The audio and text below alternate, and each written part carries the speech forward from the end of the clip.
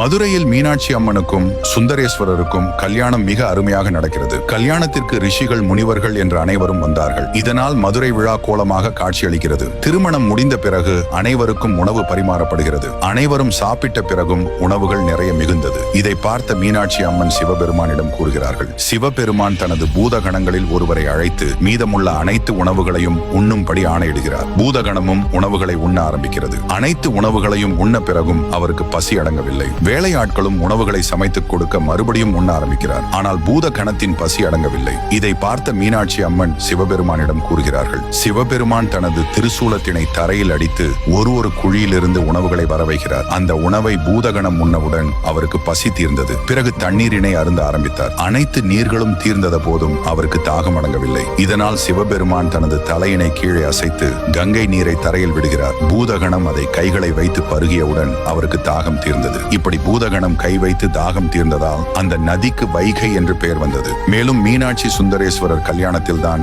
வைகையை உருவானது.